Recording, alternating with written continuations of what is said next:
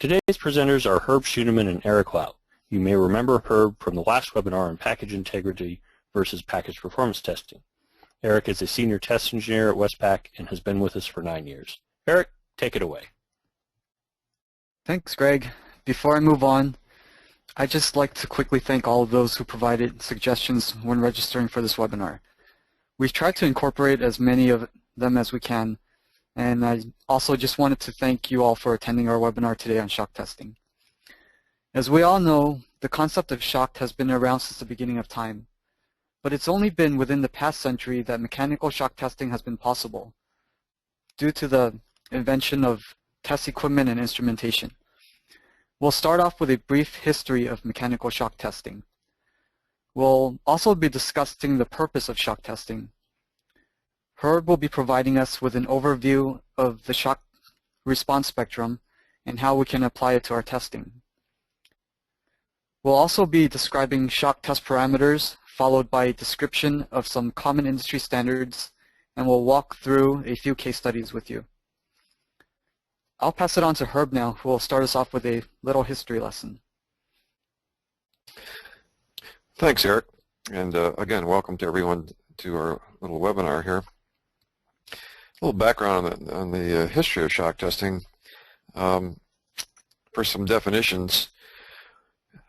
Now, these definitions are simply what we're going to be using for the next hour. No one says these are the ultimate definitions. No one has a Wikipedia on the exact nature of the whole thing.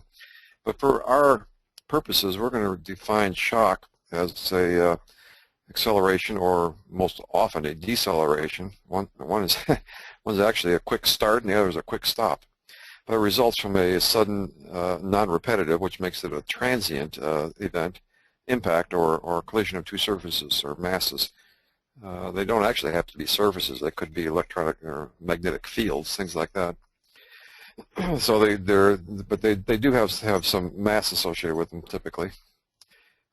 Mechanical shock, and the term shock normally refers to a programmed event where we purposely try to shape the acceleration versus time signature that's generated on shock test equipment and done specifically for the purpose of the test.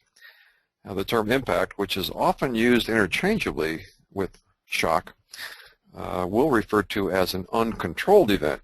Two surfaces meet in an uncontrolled fashion and produce an impact, whereas two surfaces meet with a programmer in between that we place it there is a programmed shock test. So that's going to be the difference between the two.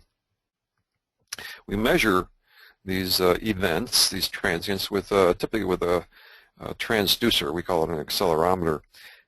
Most of them, but not all, have a crystal inside that when a mass on the crystal is excited, well, the spring mass system, the mass and the crystal are excited, and it produces an output, electrical output, that's proportional to the mechanical input. So you have some means of with a calibrated device of measuring a mechanical event with an electrical output. It's very, very handy to do. Shock testing, as we know it today, probably began with the U.S. military. At least that's most of the text would lead you right there. And it was an attempt to improve the reliability of equipment used by the military based on the World War II experience. Some of it was good, some of it was terrible, so they decided to try and figure out how could they make the terrible stuff better. So the military had a big hand then in shock testing and vibration as well, but we're just concerned about shock testing today. An interesting story, probably more urban myth than anything else, has to do with the wave shape and the duration of the half-sine pulse, the 11 millisecond pulse, which is very common. You'll find it in lots of different specs. It actually had its origin, as best we can tell, and again, different people have different stories on it, but they kind of merged together in a fashion. But one of the early machines used was referred to as a sand dropper, and a company called Berry actually made a machine like that, and it was thus pinned the Berry sand dropper. And it was a table. It was guided on a couple of wheeled rollers in a couple of pieces of angle iron that formed the vertical guides. And the bottom of the table had some 2x2, 2x4s, or 2x6s, depending on the size of the table, that dropped into a bed of sand. It looked just like a sandbox. And the sand was a variable thing. So they actually, right in the spec, called for the sand from a certain bend in the Snake River in Idaho. Believe it or not, that's actually what was right in the spec. And they actually had a rake that you had to kind of smooth it over. And they had two sizes. One was a smaller, and one was a larger rake, depending on the size of the machine. So it was a mil-spec rake. And these are real things. I actually saw an example of one in the Denver area many moons ago in a prior life. There was actually one comment in one of the pieces of literature that said the shock testing seemed to vary depending on whether or not there was a cat that lived in the laboratory. Obvious reference to what cats do in sand. So you can see it had its humble beginnings. From that point, newer machines were designed, and they had programming materials that helped. And materials include a variety of things that we're going to be talking about during this time period. But the 11 milliseconds actually came from a very noisy pulse, and you can imagine without the ability to filter correctly, which they probably didn't have, certainly not post-pulse filtering, this shock pulse was almost impossible to read in the time domain. And they were scratching their heads and probably scratching other things as well, trying to figure out what to call it. And the urban legend is that the individual with the most stripes on their shoulders came along to try and move things along, and this person said, "That's an 11 millisecond duration because I said so and no one overranks me." So therefore, that's how 11 milliseconds, according to the myth, started.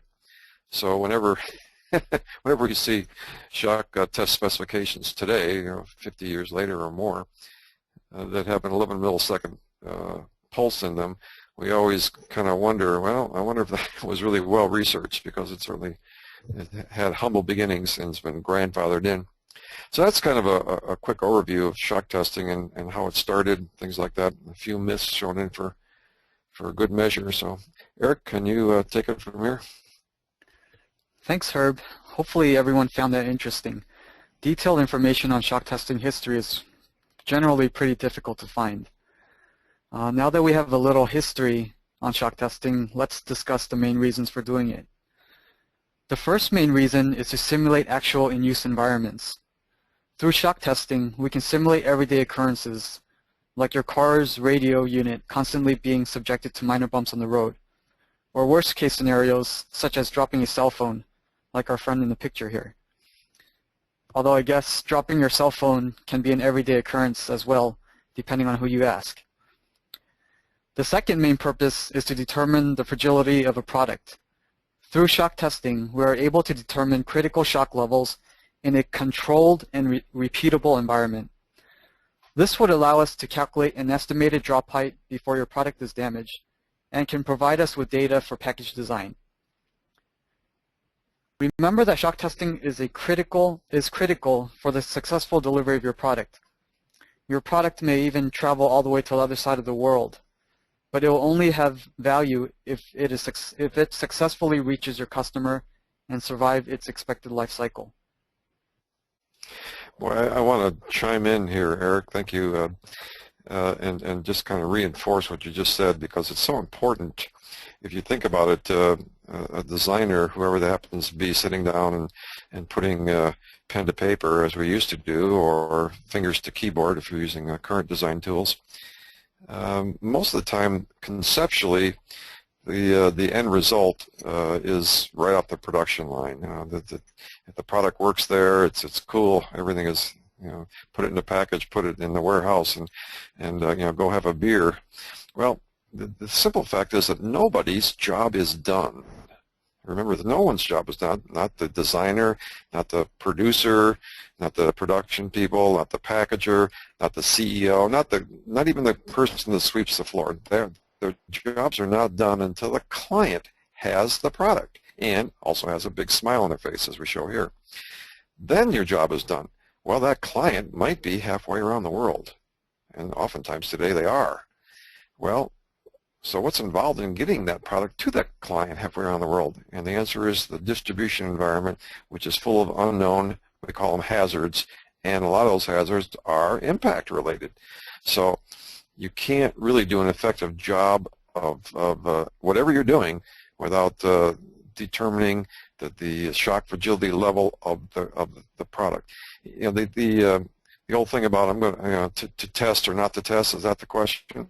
No, that's not the question. Your product will be tested. Let me repeat that. Your product will be tested because the distribution environment is going to test it. The only real question is, who sees it first? Do you see it, or does your client see it? And is that important to you? Most of the time, it's very important to you. So make sure that you understand the importance of shock testing and other testing as well. But mostly shock testing. That's the purpose of today's thing, because it's really critically important. Eric, back to you. All right, so we'll basically be moving on to the shock response spectrum. Herb will go a little through this in detail. Yes, I missed the handoff there. Thank you. Most of what we're going to be talking about has to do with the characteristics of a pulse, shock pulse. It's a transient event. And it's easiest to explain that in terms of what's referred to as a shock response spectrum, or what we call SRS for short. Now, I apologize right up front, because this is like, you know, brain surgery in 3 easy lessons. It just, you know, this is a huge consolidation of the whole thing. But let's see if we can't give it a shot here. On the far left, we see a spring mass system, which is nothing more than a mass, in this case suspended by a spring. And there's no damping at all there, and there's no, it doesn't matter whether that spring is in compression or tensile or torsion or shear or flexure or any of the other spring modes, doesn't matter. And it's undamped, which means once it starts going, it lasts forever. Well, that doesn't exist in the real world, obviously, but if we take that as the model, we can easily, from that, describe a sinusoidal function that might occur if we start that mass oscillating, either by moving the mass or the foundation on which it's attached, and then simply recording the maximum and minimum displacement on some sort of a mythical chart that moves by. And if we do that, we see this sinusoidal function, which shows maximum amplitude, and that amplitude in theory doesn't care whether it's displacement or velocity or acceleration or crow's feet or whatever. It will ascribe a sinusoidal function. And the sinusoidal function goes from some 0 point in both time and magnitude to some maximum amplitude, past its 0 point to a minimum amplitude, and then back to zeros again, and repeats it over and over and over again. So thus, for a sinusoidal repeating function, once you see one cycle that I just described, you've seen them all. Now you can take half of that cycle, okay, and do all your analysis on it, because the other half of the cycle is the same, it just happens to be inverted downward. And that half cycle is, for a sinusoidal function, is what we call a half sine. And that's where the half sine function comes from, half sine characteristics. So if we then take that spring mass system and subject it to a shock input, such as that half cycle is talking about there, and we can somehow measure the response of that mass to that input, okay, we get what can be referred to as this shock response spectrum, or the SRS plot. And if we normalize that plot, as we've done here, and by that I mean we used ratios on both axes in order to get a unitless plot, and that's what's referred to as normalizing. We see on the vertical axis the response of that spring mass system as a function of the input, and again there's no units on it because it's a ratio. And on the horizontal axis we see the ratio of the response to the input in terms of its frequency, and frequency is nothing more than the inverse of the time function. So in our sinusoidal function, we see there's a certain amount of time to complete one cycle, one complete up and down and back to zero. Okay, so that's the time. If we go the inverse of that, take the inverse, 1 over that, we see the frequency, number of cycles per second. Okay, and we wind up with a plot that has some interesting characteristics. Let me briefly explain those to you. On the extreme left portion of that plot, you see a little square box or rectangular box with a 1 on the vertical axis and a 1/6 on the horizontal axis. And what that says is that in this region of the shock response spectrum, and again, the reason we're using spring mass systems is that all products can be characterized that way. All, even body parts can be characterized that way. But in that small region, we call it the velocity shock region, the shock pulse is over and done with. It's so quick, it's over and done with before the system, the spring mass system, has a chance to respond. So it's kind of we call it an impulse, if you will. It's quick. And in this region of the SRS, the response of the spring mass system is a response to the velocity change. You can think of it as energy content. It's not really because it doesn't have any mass. It is momentum, but think of it as energy content. So the response to that spring mass system is a response to the energy content of the pulse. It's quick. It's an impulse.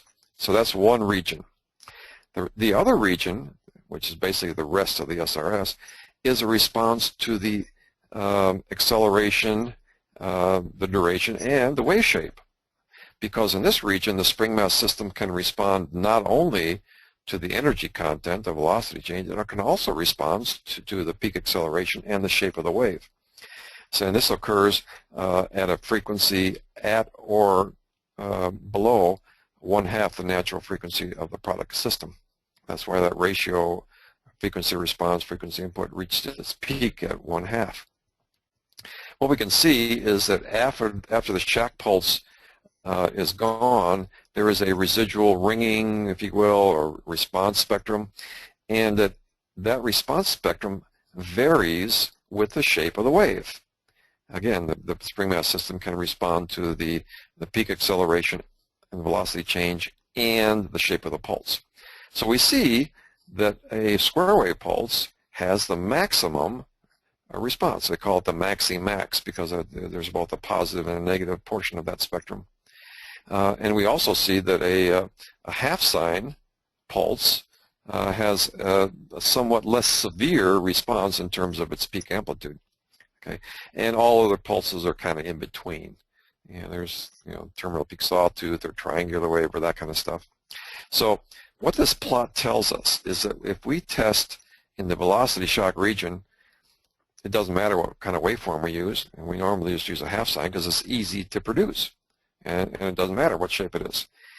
If we're testing in the acceleration portion of the SRS, which is everything other than the velocity portion, then wave shape is important. And more to the point, if we use a square wave in the limit or a trapezoidal pulse in reality, we maximize the response of that system, and therefore it results in a conservative test.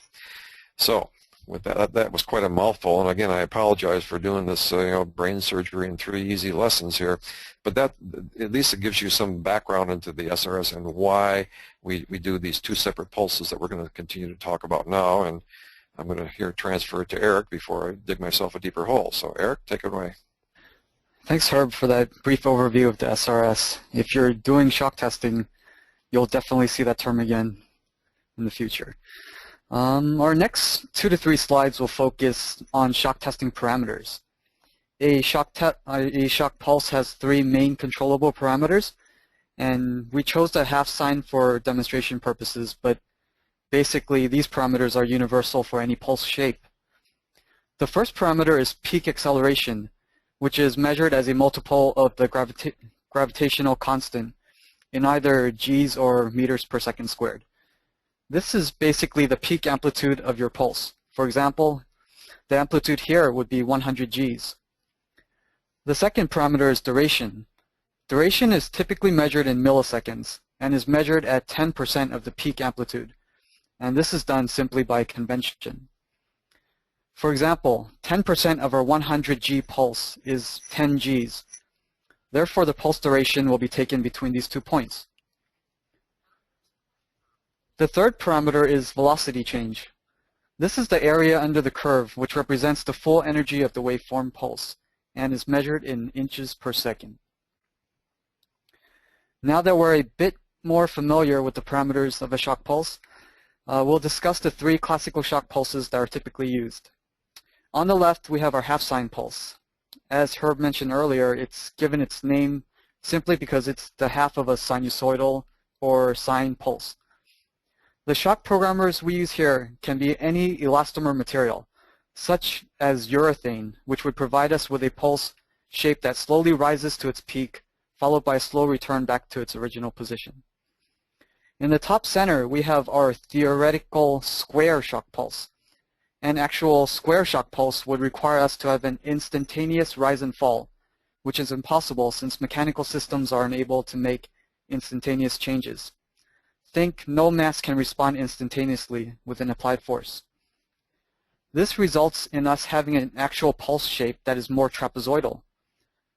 These pulses are programmed with the use of nitrogen gas cylinders. The more pressure supplied into the programmers, the stiffer the impact, resulting in higher amplitude levels. Theoretically, you can use any type of gas, but nitrogen is the norm for shock testing. It's non-explosive and not nearly as smelly as methane, although the explosiveness of methane might give you your shock level you're looking for. The third pulse on the right is a terminal peak sawtooth, which can be created by impacting lead cones. The lead cones can be melted and reshaped for use in the future. This waveform is not as commonly used these days, but is still referenced by some test specifications. In the past, the terminal peak was thought of to be one of the more aggressive shock pulses. However, over time, it was realized that only the even harmonics are excited during the pulse residuals. Let's move on to some of the common uses for these waveforms.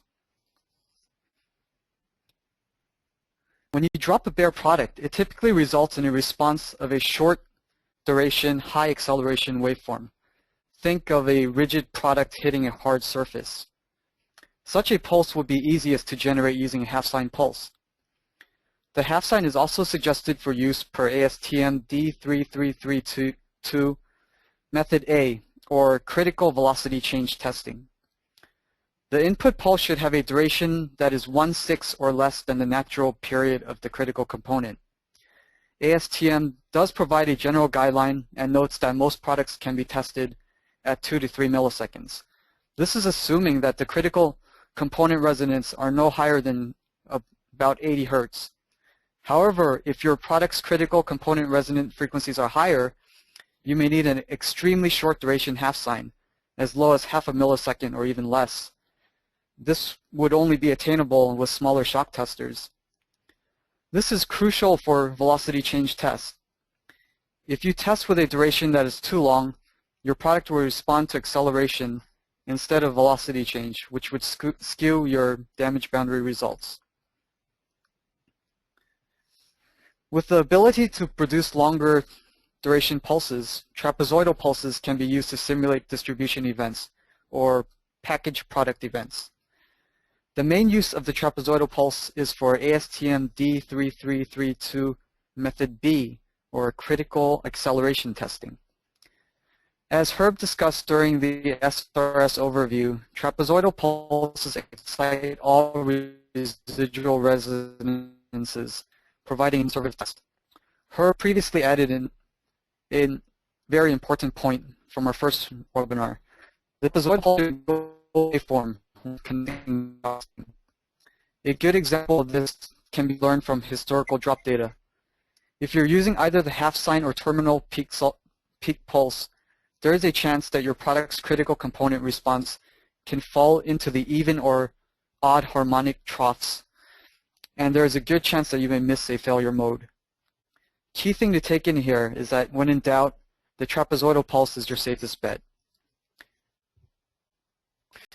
Another thing to add there, thanks Eric, is that the so-called pneumatic programmers that produce the trapezoidal pulses are somewhat new on the scene, if you will, of shock testing, because the other materials, typically, elastomeric pads or lead cones or things like that have been around a lot longer. So a lot of the shock test specifications that were written in the early days, if you will, of shock testing didn't incorporate them, didn't incorporate the trapezoidal pulse because it needed a pneumatic cylinder.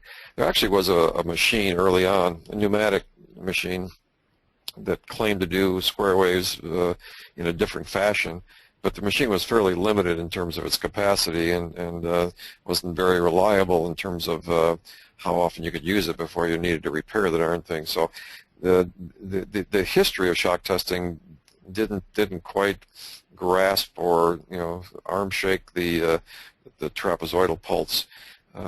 That has changed over the years, and most acceleration testing, even that of MIL Standard 810 that we're going to talk about here shortly, now incorporates the use of trapezoidal pulses a lot. And the whole reason is that they wind up being conservative. If you pass a trapezoidal pulse with 80 G, 9 millisecond duration or whatever that happens to be, that means you can pass any pulse with those same characteristics. You can't say the same thing for the other wave shapes, and that's why it's as Eric said, conservative and highly recommended. Eric? All right, thanks, Herb. And basically any other waveform pulses, including the half-sine, trapezoidal, and terminal peak sawtooth that we just talked about, basically any waveform pulse can be used to simulate actual measured environments or used when recommended by industry standards. Some additional factors that you might like to think about are the number of impacts per orientation. Basically, how many times will your product be subjected to a certain shock test level? This will depend on your product and an educated guess, or even through the use of industry standard recommendations. Impact orientations typically include all 6 orthogonal sides. So basically positive and negative X, Y, and Z axes, or left, right, front, back, top, and bottom of your product. At times, we are asked to omit certain orientations simply because the impacts in those orientations aren't inspected in that product's in-use environment. Fixturing is also important. Any method of full securement to the table surface can be used as long as it doesn't dampen your test input. Sometimes the test unit can be fixtured to a rigid plate as shown in the picture. This is done for the ease of reorienting during testing. Also, if the surface of your product is uneven, you can design a special fixture to enclose your product during testing. Good points, Eric. Let me also add that the nature of the product might also impact, so to speak, the orientations of the shock testing and the number of impacts. There is what's referred to as a Navy hammer test that tries to simulate the effects of a pyrotechnic shock, such as might be experienced on a ship that's too close to a depth charge that happens to go off nearby. It produces a pulse that's been measured and reproduced a lot in the Navy hammer test, where this product is literally hammered from below.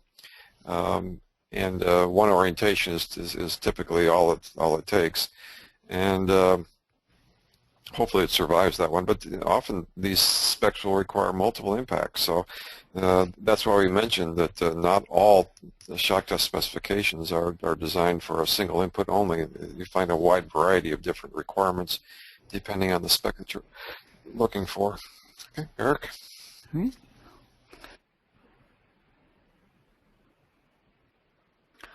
Eric, we do have a few quick questions here. Is shock testing critical for product design, or is it only necessary for design of packaging, or for packaging design? Both. This is Herb. I'll jump in and say both. Certainly distribution is the area where we're certain to get shock inputs, but most in-use environments also have a high amount, again, depending on the product, to some extent its size, its nature, all that kind of stuff, the environment. We saw early on the drop unexpected dropping of a cell phone, and who of us haven't dropped a cell phone or a remote control device or any other handheld device and wondered if it was going to survive. My poor laptop gets subjected to shock inputs on a regular basis because I can take it home and do on a daily basis. And the poor thing is in my backpack, and every now and then, guess what? It doesn't make it to the ground in a controlled fashion. So the answer is both. Reliability, customer satisfaction, and a variety of other things will affect the ability of the product to survive its in-use environment as well. Cool. Next question is, what type of shock testing, if any, would you recommend excuse me, for tablets, pills, and tube containers?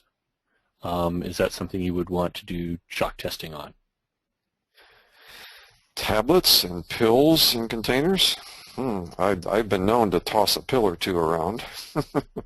So the answer is yes. You're going to want to know, for a variety of reasons, for example, just how a tablet's going to hold together. You're going to want to know if someone is pouring these things out of a bottle and they are 18 inches above a counter surface, which is very rigid.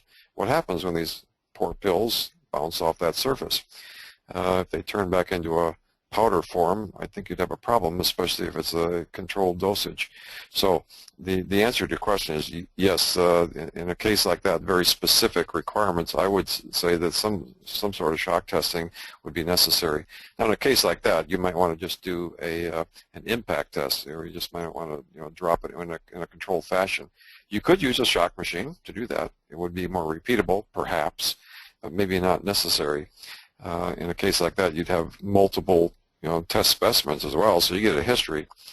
Either way, I would think that you definitely want to know just how integral is this product, this pill, this tablet, in response to an impact. Okay. Okay, cool. We got a couple more quick questions here. Do you recommend repeating shock testing if a change in the secondary packaging, the corrugated box, is made? I'm tempted to ask, why do I ask? But I won't ask that. And the answer is yes, absolutely. If you change any component of the package, you're going to change its ability to respond to mitigate that shock input. So if it were me, I'd want to know. Most of the time, it's fairly easy to do. Don't think of this as really complex, head scratching, black box type of stuff. It's very straightforward. Anytime I made a change in a package system, you're darn right, I'd check it out to see what was going on. I may not use a shock test. I might just use a free fall impact, which is as root of an impact rather than a shock test.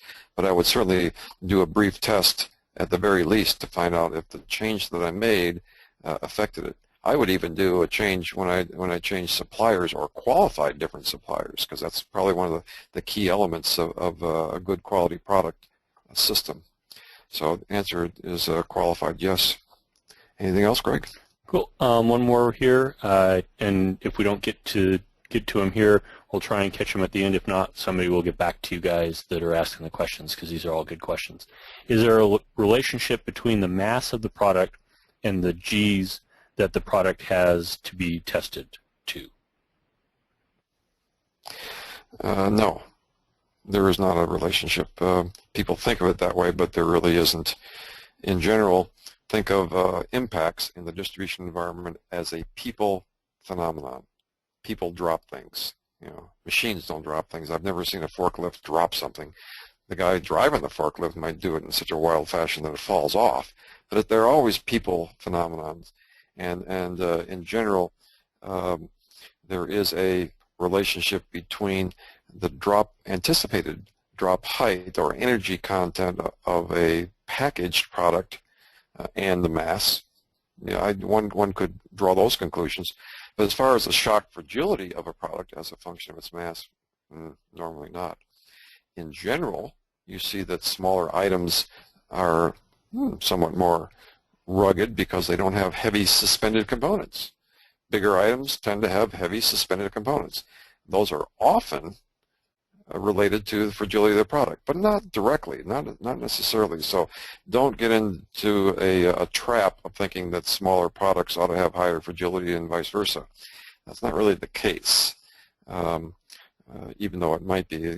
Consider I was looking at an MRI machine several months ago. The thing is huge. It's 10,000 pounds or something like that, and therefore, given that philosophy, it ought to have a very low fragility, and the reality is it's just a huge bunch of wires, a whole bunch of coils, and therefore it's not very fragile at all. It's high ruggedness. So there's not a clear relationship between product mass and the fragility. Okay, anything else, Greg? We got a few more, but let's keep going, and we'll try and get them in at the end. Okay. Let's talk a little bit then about some test standards, and some of you are probably familiar with some of these. First one we'd like to talk about is ASTM D3332. This is the old venerable damage boundary test procedure. It was thought about during the 1960s and eventually became a standard in the 1970s. It's one kind of near and dear to my heart because in a prior age, I actually was involved in a portion of the prove-out of this damage boundary theory in my latter days at Michigan State, when we were doing all the testing on the FPL, the Forest Products Laboratory. No, it wasn't FPL. It was a multi-sponsored research program, report number 19, that came out of that. And basically what it said was, yeah, this shock testing actually works. It was at that time a kind of a simplification, if you will, of shock response spectrum analysis that we talked about earlier. But 3332 basically is a procedure for defining the critical velocity change and the critical acceleration of any product. And the critical velocity change, the delta V sub C, is basically an attempt to test for product sensitivity in the velocity shock region of the shock response spectrum plot. Remember that small little rectangle on the left side of the plot that I talked about earlier? That's what it's designed to do. So the reason we want to know this is that this number, critical velocity change, can be directly related to the energy content of a free fall impact. And we're going to talk about that in a minute here. But the value of the critical velocity change number tells you the ruggedness of the product in the in-use environment. So we talked about and showed examples of a cell phone being dropped on a tarmac. The critical velocity change tells you whether or not that impact is likely to produce damage or not. The other portion of the response spectrum that we're concerned about is the longer duration pulses, and we call that the critical acceleration, where the product is sensitive to not just velocity change, but velocity change and acceleration and waveform. And this is the most important information for package design purposes, because during the package portion or the distribution portion of a product life cycle, you are in fact able to change the shape of the pulse delivered to the product. And therefore the question is, okay, if I can change it, what do I need to change it to? Well, the critical acceleration number gives you that number. It says thou shalt transmit no more than 48 Gs, just to pull a number out of the air. That's the value of that portion of the shock response spectrum analysis. So when you put these two together, you wind up with a damage boundary plot. In theory, you must repeat both critical velocity and critical acceleration for all 6 orientations of the product that Eric will talk about.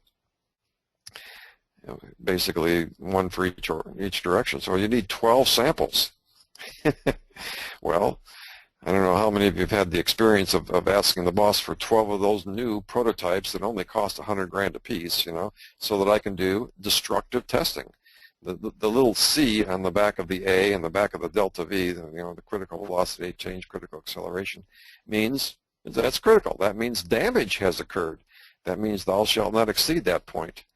So it's a destructive test, at least potentially destructive. And you need 12 products for a rigorous test.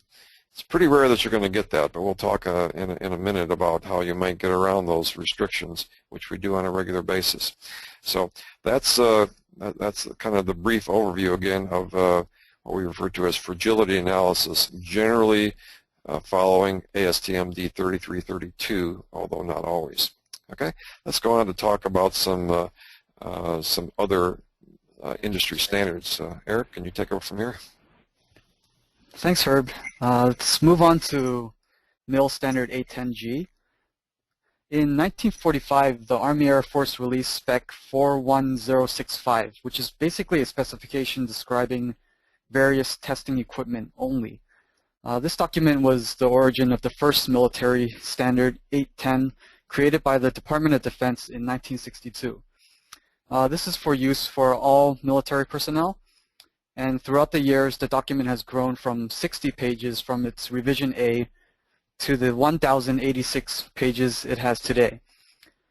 The main focus of this specification is to provide options for tailoring testing specific to your product, not only in shock but also other environmental hazards including dust, fluid contamination, temperature, humidity, low pressure, salt fog, vibration, and many others. Our focus today is on section 516-7, which consists of many forms of shock testing as shown in the table below. So we have our functional shock. If you were wondering, we do perform operational functional shock where your product would be operating during the testing. There's transportation shock, transit drop, hazard shocks, and bench handling. And most of these reference the trapezoidal and terminal peak sawtooth, as well as the SRS model that Herb described earlier. If you have a chance, review the specification and see how it can be applied to your product. Next industry standard we'd like to talk about is IEC 60068-2-27. Give me a second here to catch my breath. It's another good guideline for mechanical shock testing. The International Electrotechnical Commission, also known as IEC, collaborates with ISO and other international organizations. This is in an attempt to provide universal testing guidelines, mainly for electronic components and products. Like the MIL spec, it's not limited to shock testing only, but IEC also provides many other specifications for other environmental hazards.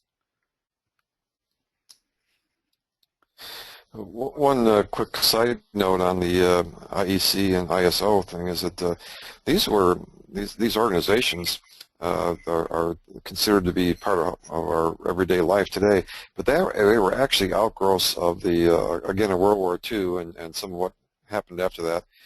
It turns out, and again, this is another one of these urban myths, that ISO was really NATO invented it because what they found was that after World War II, NATO was formed, mutual, assurance type of thing, and they found that they couldn't have these people making guns and those people over there making the bullets for the guns without some collaboration between them.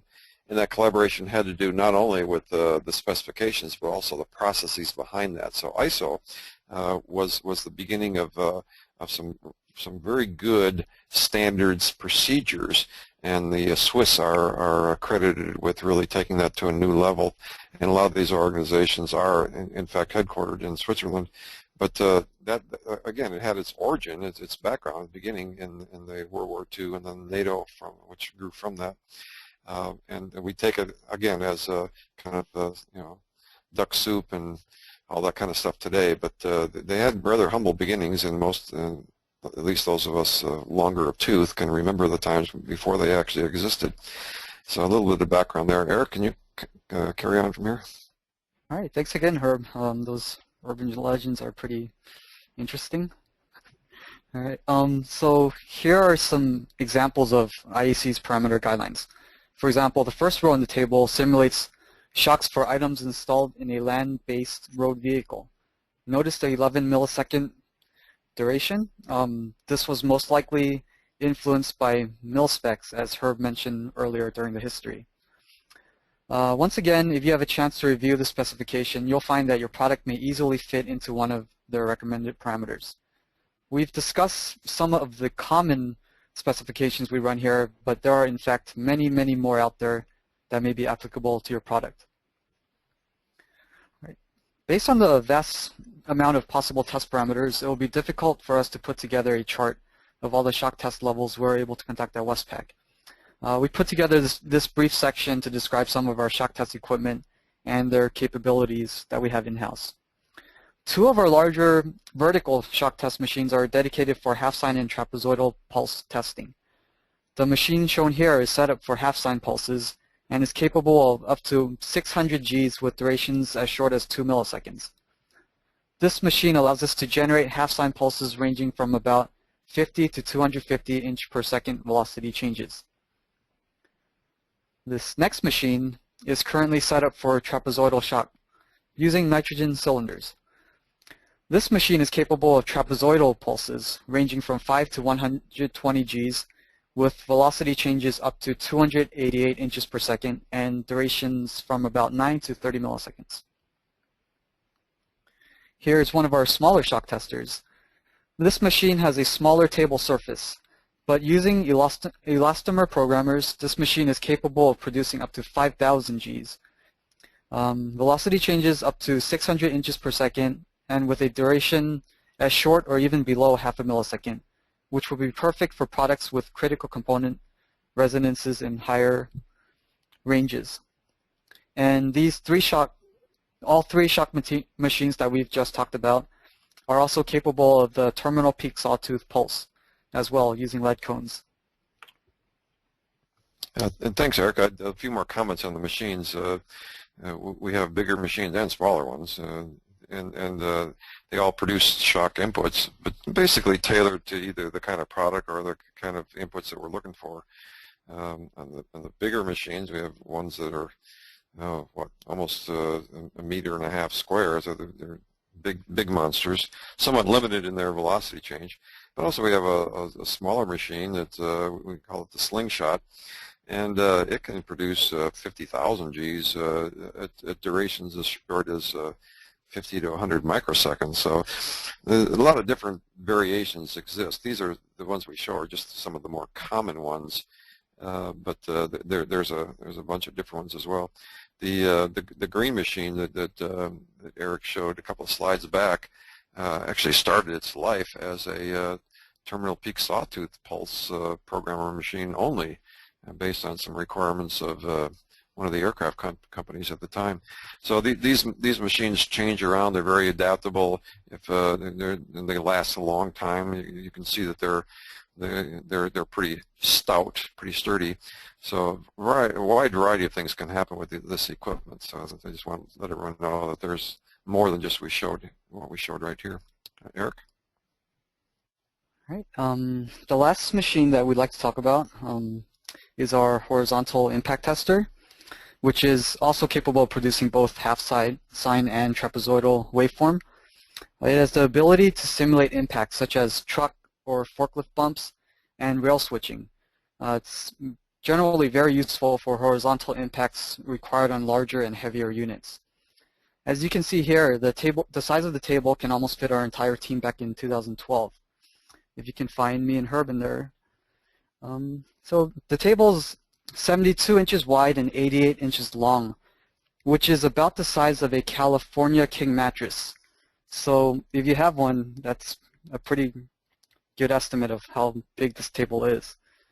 The table also has a sail height of 73 inches.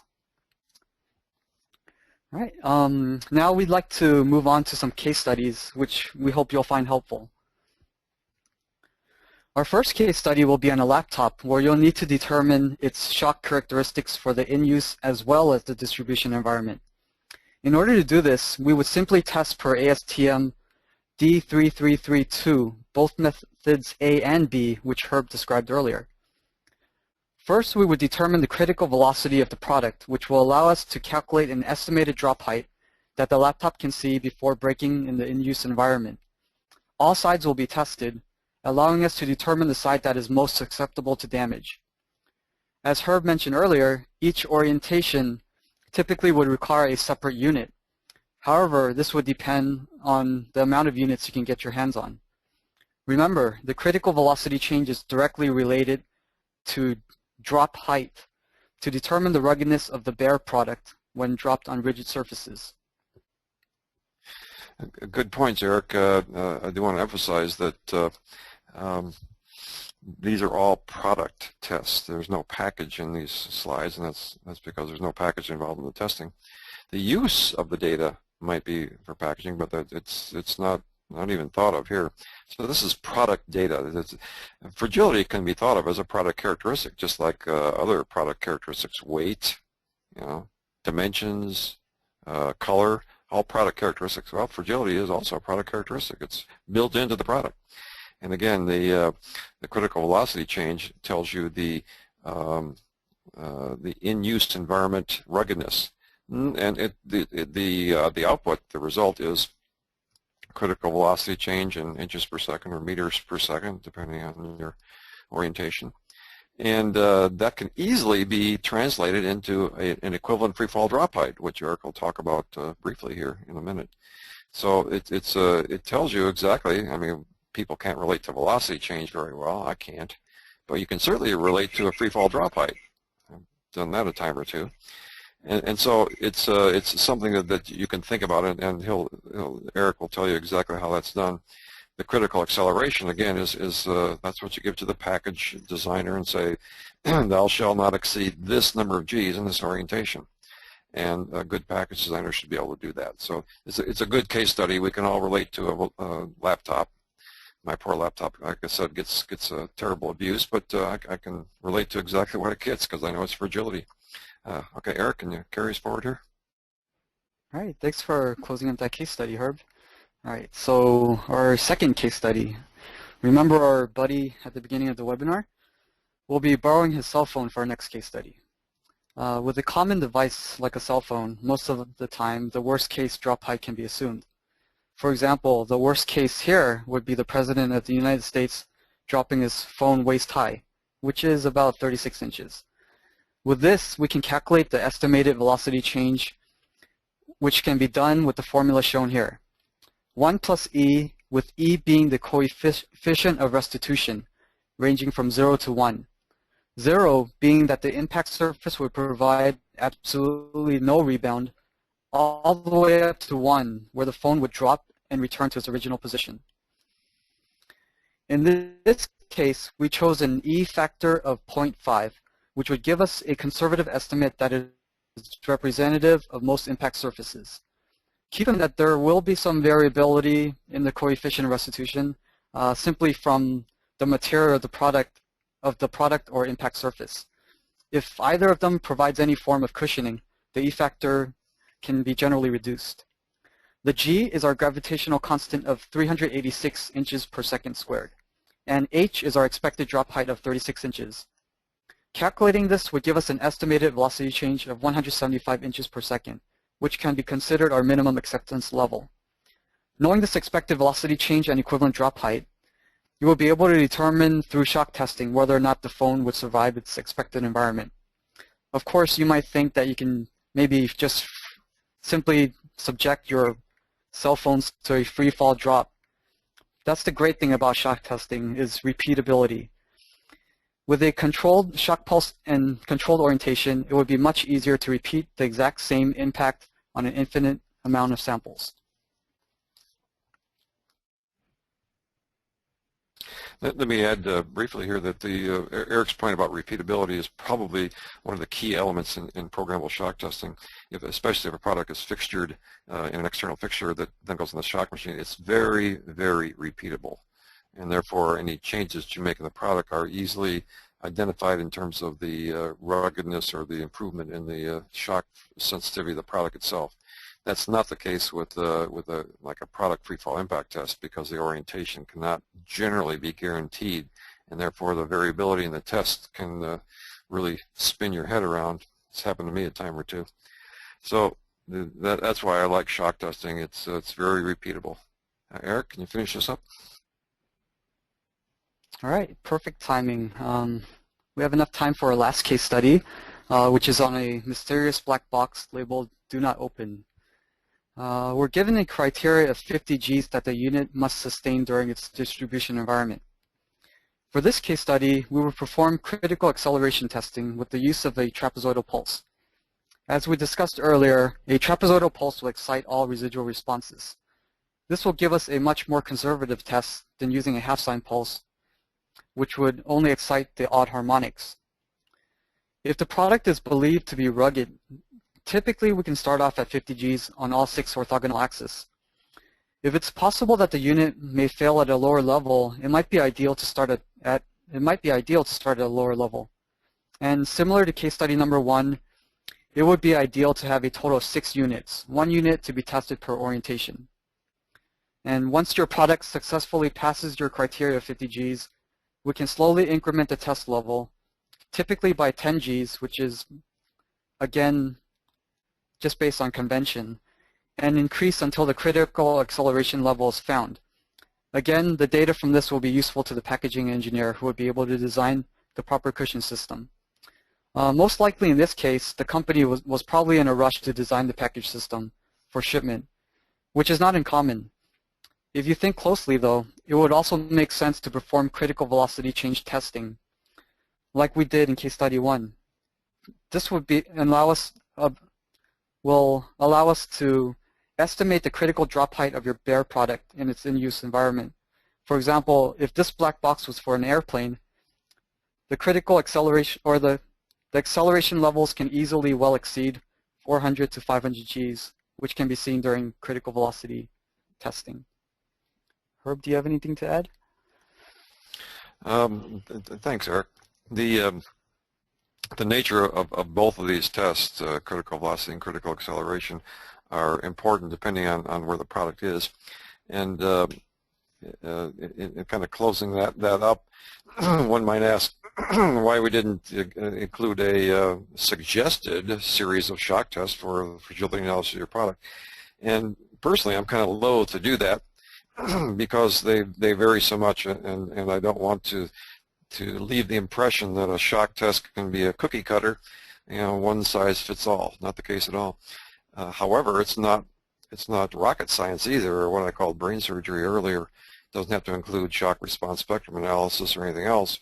But hopefully we gave you some things to think about during this process of shock testing or determining a shock test specification or wherever you have to be, and maybe justifying it to your supervisor why you'd like to do shock testing on a particular product or something that you're concerned about. But those are some typical parameters and some background information. We can always help you with designing a specification if you'd like, but again, we're kind of loath to suggest one to you because we don't know your product or environment very well. Anyhow, I've gotten way too long-winded here. Greg, are there any questions that we can answer quickly here? We got one quick question. When would this apply to small implantable medical devices? So I'm assuming shock testing. When would shock testing apply to small implantable medical devices such as coils and stents? Good question. We had a case actually quite a while ago now where a client wanted to shock test a implantable morphine pump, which goes right under the skin, and some of the test procedures for that were incredible. You basically want to know if an implanted device in a body can see shock inputs that are likely to be damaged. And since that's pretty hard to determine, what you might do is simply do a fragility analysis on the product as best you can, a stent in this particular case. And if the levels get to be so extreme that that it's never going to get, the body is going to provide enough damping or mitigation of the shock that it's never going to be an issue, you shrug your shoulders and say, who cares? This thing is certainly a lot more rugged than it has to be. And that's generally the approach that's taken. So you simply do a fragility analysis of the product, you get X number of Gs or velocity change out of it, and if it amounts to the equivalent of a 4-story impact, you say, well, the stent may survive, but I think the body's going to fail after something like that. So that's generally the analysis that you do. Okay, Greg? Great. Since we're running short on time, we'll follow up with the other folks after the webinar, either Eric or Herb will follow up with you guys. Thanks for those questions. Just kind of wrapping up here, I'd like to thank Eric and Herb for their webinar today. It was very interesting and informative. If you missed anything or would like to listen to the webinar again, please check Westpak's website at www.westpak.com under the Events tab. The webinar should be uploaded shortly. All the people that are registered for the webinar will receive an email within 5 days with a copy of the webinar and a recording and a link to download the slides. Check our website under the Upcoming Events tab for our next webinar. If you have any questions, please send them to projects@westpak.com. If there are any other webinars you'd like to see us offer, also please submit them to projects@westpak.com. We will be sending out a survey following the webinar. Please fill it out, as we are always looking for improving the process. Thank you for attending the webinar. I'm Greg.